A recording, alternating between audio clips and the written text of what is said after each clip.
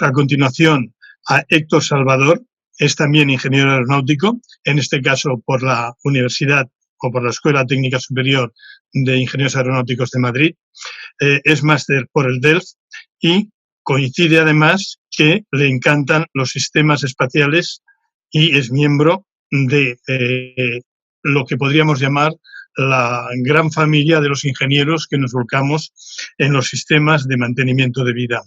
Es actualmente el director general de Tritón en España y también para EMEA, Tritón Submarines para España y para EMEA, y ellos han desarrollado el primer sumergible de profundidad ilimitada y tripulados. Ya está certificado para operar a cualquier profundidad y debo decir además que casi el 30% del desarrollo se ha producido aquí en España, en las unidades que ellos tienen de I+D. Yo creo que lo mejor es que él mismo continúe porque es una presentación apasionante. Héctor, tienes la palabra. Muy bien, muchas gracias. Gracias por la invitación a tomar parte de esta sesión esta tarde y gracias por la presentación. Como bien indicabas, soy ingeniero aeronáutico, pero acabé por circunstancias explorando el fondo de los océanos y la verdad es que son unos proyectos con una complejidad equivalente a la exploración del espacio, pero con unos tiempos de desarrollo muy cortos, donde en 18 meses tienes que preparar un sumergible desde diseño, construcción, certificación, pruebas de mar. Entonces es un entorno muy dinámico y como os explicaré ahora, pues yo creo que es una exploración apasionante, quizás uno de los viajes de exploración más emocionantes de nuestro planeta de las últimas décadas, pero por las circunstancias de la COVID pues ha pasado un poco desapercibido. Entonces, para empezar, os quiero acercar un poco al mar, al océano, qué es lo que es. Yo creo que cualquier persona cuando piensa en el mar piensa en lo que vemos en la imagen, en la superficie. Durante miles de años la humanidad ha visto la superficie del mar y hasta hace relativamente poco no se ha preguntado qué había bajo ella. Esta imagen yo creo que es bastante gráfica. Hasta mediados del siglo XIX, hasta 1853, no se empiezan a hacer sondeos de cómo es de profundo el océano. Está claro que los buques usaban un escandallo para ver qué profundidad había cuando se acercaban a un puerto, pero no se preocupaban de las sondas, de las batimetrías en alta mar. Como vemos aquí, en el siglo XIX empieza a haber varias expediciones que, como luego veremos, por ejemplo, Challenger da nombre a una de las fosas que encontraron, donde bajando una cuerda ven que hay más de 10 kilómetros de profundidad, pero siguen sin saber qué hay realmente bajo la superficie de nuestros océanos. A mediados de principios del siglo XX se empieza a ver que hay estructuras en mitad del océano y hasta 1968 no obtenemos la primera imagen del fondo del mar. Daros cuenta que esto es simplemente un año antes de que el hombre pisase la Luna por primera vez. Descubrimos que bajo la superficie de los océanos de nuestro planeta hay una complejidad, una orografía mucho más dramática que la de la superficie. Para poner unos pocos números, vemos aquí que el 70% de la superficie de nuestro planeta está cubierta por el agua de los océanos, aproximadamente un 40%, si veis mi cursor, sería la plataforma continental que rodea a las masas de tierra con una profundidad de unos 50 a 100 metros. Tenemos que la profundidad media del océano, unos 4.000, y simplemente un 2% es lo que llamamos la zona hadal, con más de 6.000 metros de profundidad. Esto ha ocasionado que típicamente la exploración del océano se haya centrado en la plataforma continental por sus recursos naturales. Hay varios países que han desarrollado sumergibles de exploración de la zona abisal hasta 6.000 metros de profundidad, como por ejemplo tenemos el Albion de Estados Unidos, el Xinkai o el Jianlong, que tiene una profundidad máxima de 6.000, y solo ha habido 2 intentos hasta ahora de explorar la zona hadal, que es este 2% de nuestro planeta, que son las fosas de subducción, donde una placa tectónica se está metiendo bajo otra placa y se generan estos picos de profundidad que podemos ver que son casi el doble del límite de la zona abisal.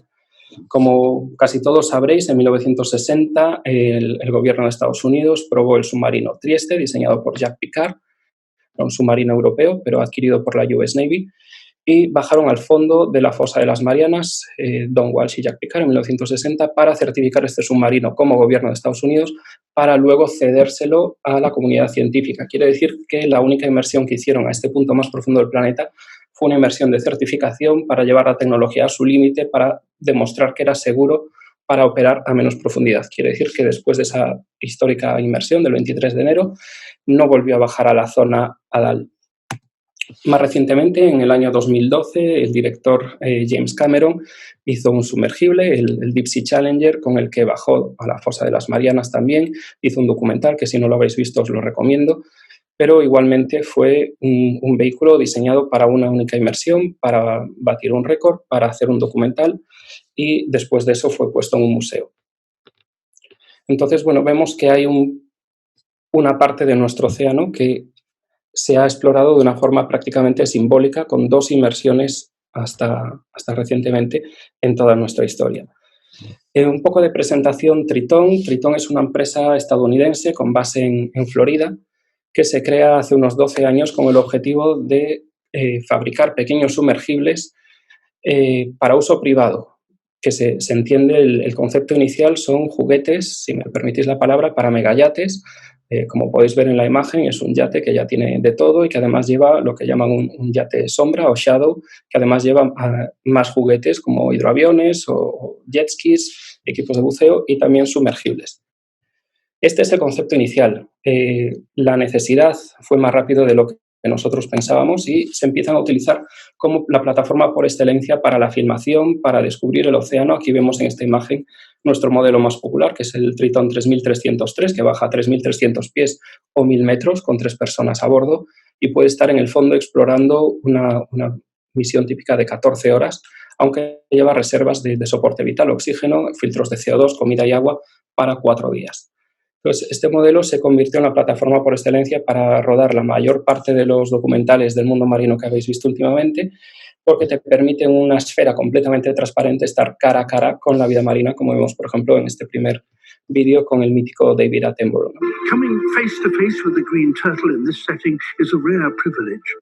Como veis, es un entorno completamente transparente, con la ventaja de que el acrílico tiene un índice de refracción prácticamente idéntico al del agua de mar, lo que quiere decir que una vez que se sumerge, las barreras desaparecen, estás cara a cara, completamente inmerso en el medio marino, y como veis aquí, la vida marina está tan curiosa por los humanos como los humanos por ellas, algo que en la Tierra desgraciadamente ya no existe. Tanto vemos aquí la tortuga como, por ejemplo, la primera filmación del calamar gigante que se hizo en la historia, que fue con uno de nuestros submarinos en las costas de Japón a 700 metros de profundidad.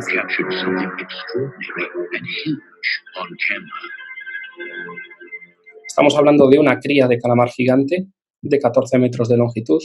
Es lo que hasta el 2015 se creía la leyenda del Kraken, este monstruo marino, y esta es la primera vez que se certifica su existencia y se ve cómo está comiendo. De hecho, aquí lo que veis entre sus tentáculos es un cebo que los científicos pudieron estudiar cómo cazaba y cómo comía.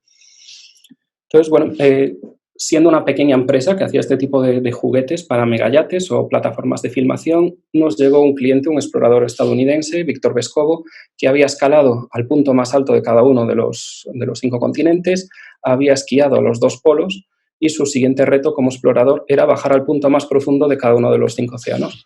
Entonces, para eso nos pidió un sumergible hecho a medida que pudiera bajar repetidas veces a cualquier profundidad.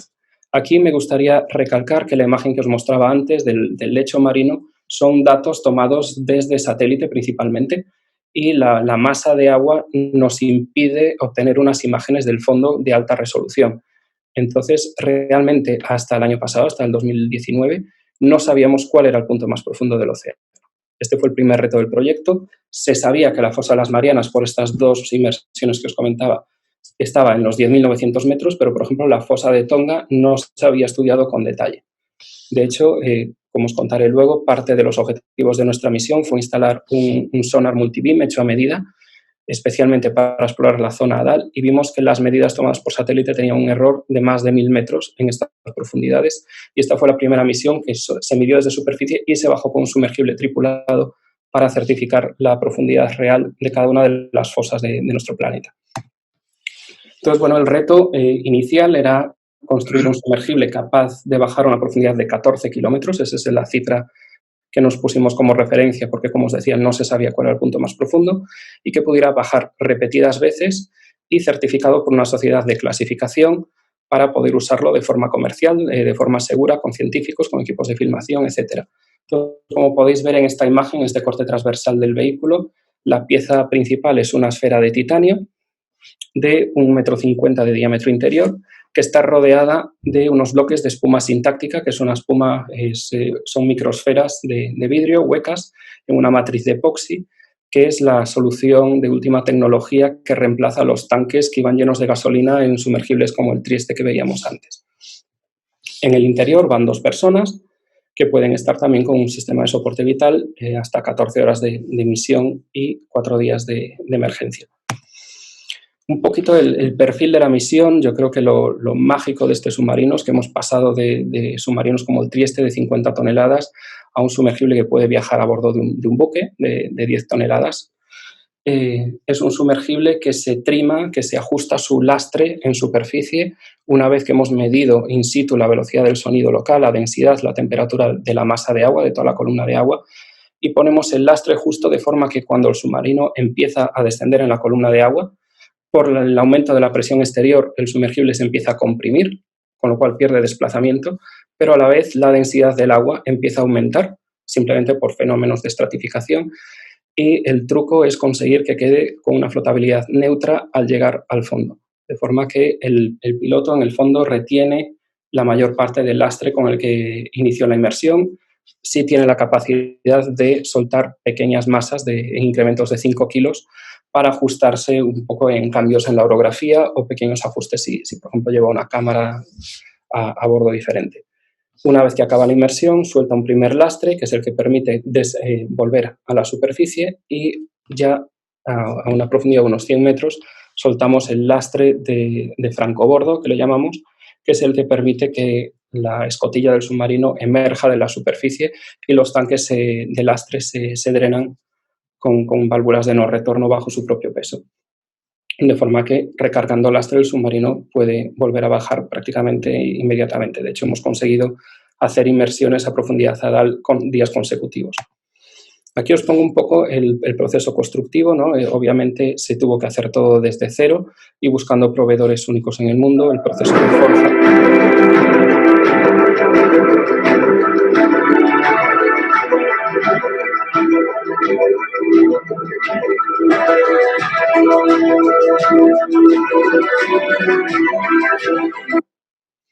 Y mecanizado de la esfera de titanio que conforma el buque de presión. Y yo creo que aquí es donde empieza la parte más bonita de la historia. Como os decía, es una empresa americana. Decían que todo se podía hacer en Estados Unidos, que los mejores proveedores estaban allí, pero cuando llegamos al problema de mecanizar estos insertos que veis en esta imagen, que son donde van los portillos o las ventanas del submarino, la escotilla y los platos pasamuros, nuestro proveedor estadounidense dijo que no era capaz de hacer algo con estas tolerancias, con esta precisión que pedía el modelo de ingeniería.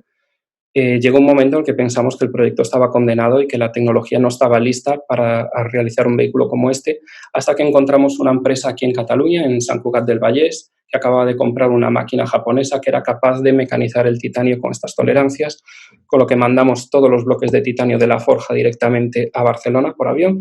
Se mecanizó, obteniendo los resultados esperados, y a partir de eso Tritón decide tener una presencia permanente en Barcelona.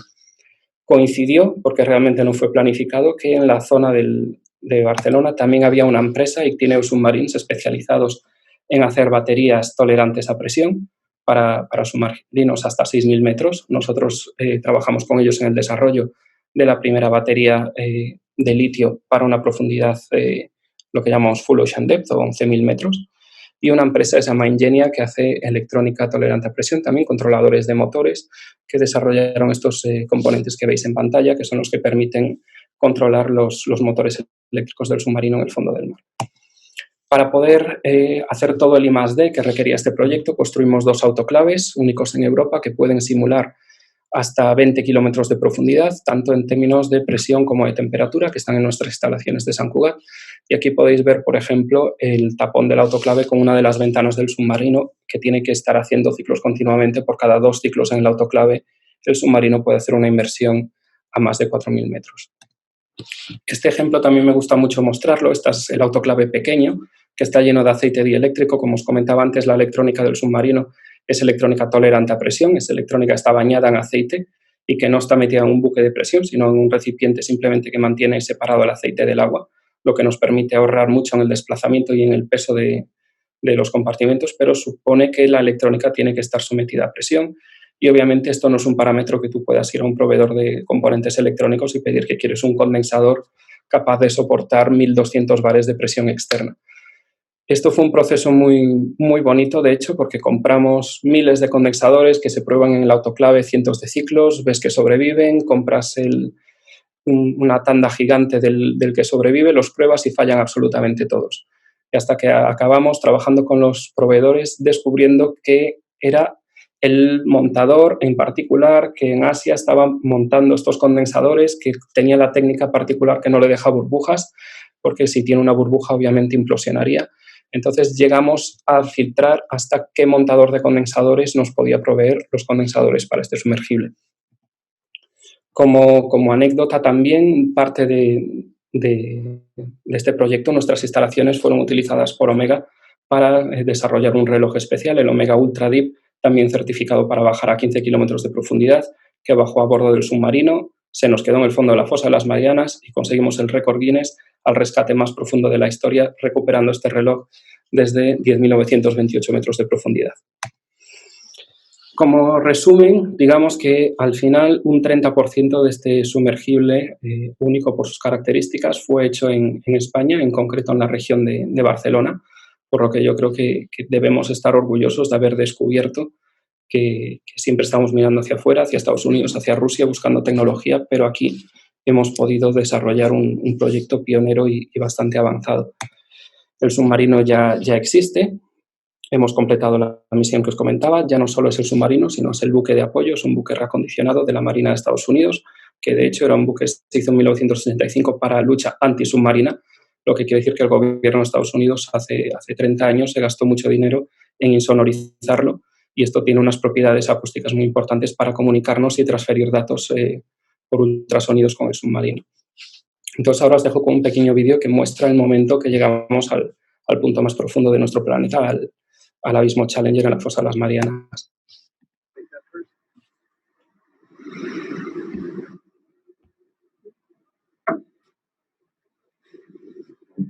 All right, I'm in. Okay, roger that. We'll go for a release.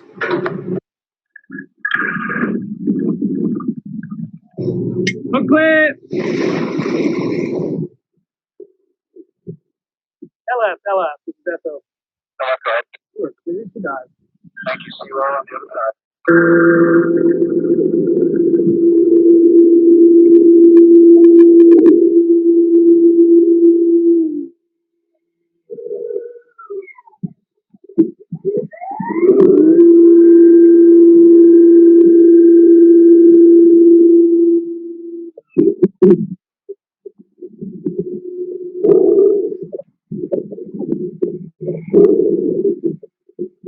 Surface, LF, depth 109.28 meters. At bottom, repeat, at bottom. Roger, LF. Understand you are on the bottom. Congratulations, Victor. Congratulations. Thank you. Congratulations to you all. You all made this happen. Well done.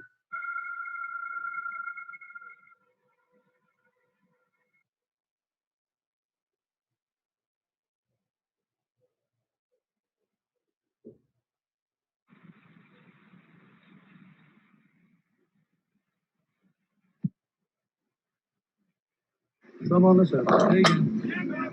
I'll stop there, guys. I'll stop. Boys, I think we got him. Well done, team. 4 down. Challenger deep. Thank you, guys. Well done. Thanks for coming to get me. Well done. You did it, buddy. Well you done. Did it. Bueno, comentar de este vídeo, veíais varios animales bastante extraños. Comentar que en cada inmersión estamos descubriendo de 4 a 5 especies nuevas. Y bueno, esta misión, como os decía, se acabó el año pasado. En agosto hicimos la inmersión en el Polo Norte, que era el último de los 5 océanos que teníamos que visitar, y quisimos aprovechar la capacidad industrial que habíamos identificado en la región de Barcelona, el equipo que habíamos ensamblado aquí, las instalaciones que habíamos alquilado, para empezar a hacer otra línea de producto, que es el submarino, el Triton Deep View 24, que es un sumergible turístico que puede llevar a 24 pasajeros a una profundidad de 100 metros en una cabina completamente transparente, como podéis ver aquí en esta imagen, unos cilindros de metacrilato completamente transparentes. Entonces, este sumergible se terminó a principios de marzo, de hecho, fue al agua el mismo día que se decretó el primer estado de alarma, y ahora mismo ya está en Vietnam, donde empezará operaciones en las próximas Navidades, llevando turistas en un resort turístico. Pues bueno, esto es un poco la historia de nuestra aventura que me hace ilusión compartir con vosotros. Entonces, muchas gracias. Muchas gracias, Héctor. La verdad es que me has dejado asombrado. Realmente sabía que era algo único, pero no me esperaba que fuese algo tan impresionante. Mientras llegan alguna pregunta más, yo te quería hacer un par de preguntas. La primera, subir y bajar, ¿cuánto tiempo lleva? ¿Y qué presión alcanzáis cuando llegáis al fondo, comparada con la superficie?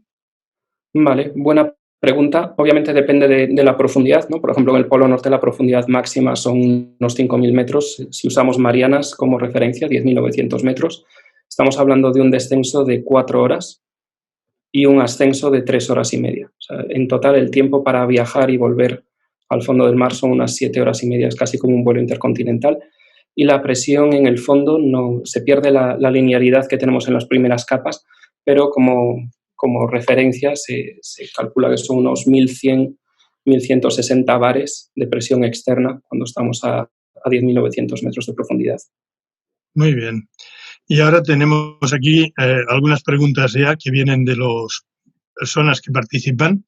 La primera la hace Jaume San Martín y te pregunta si crees que en el futuro próximo el desarrollo principal en este campo será turístico o la búsqueda de recursos naturales. Bueno, nuestro objetivo como empresa es mostrar el océano al gran público. Creemos que es una parte muy importante de nuestro planeta que la gente no está protegiendo porque la desconoce completamente, ¿no? Esto lo hemos visto mucho, que se desechan residuos al mar porque una vez que baja bajo la superficie el problema desaparece. Entonces, cuanta más gente sea capaz de ver el fondo del mar, más gente se enamorará de él, más gente lo protegerá. Esto hasta ahora lo habíamos estado haciendo con la filmación de documentales. Ahora estamos apostando por la línea de sumergibles turísticos, donde ya no sea un científico disfrutando de la experiencia, sino puedan ser familias enteras de cualquier edad, sin unos requisitos médicos para poder descender, y sobre todo que puedas tener una conversación con tu familia, compartir la experiencia, no como cuando estás con un equipo de buceo, que al final te basas en señales con las manos.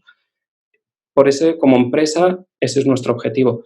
Yo creo que el campo de recursos naturales sí que está apostando fuerte por la exploración del fondo del mar, pero en este sector los sumergibles tripulados tuvieron su época dorada en los años 70 y ahora se está utilizando mucho más los vehículos autónomos, los ROVs, donde el vehículo puede estar sumergido durante meses y la persona que rota está en superficie, de forma que no pierdes estas horas que mencionábamos de ascenso, descenso que necesita el sumergible tripulado.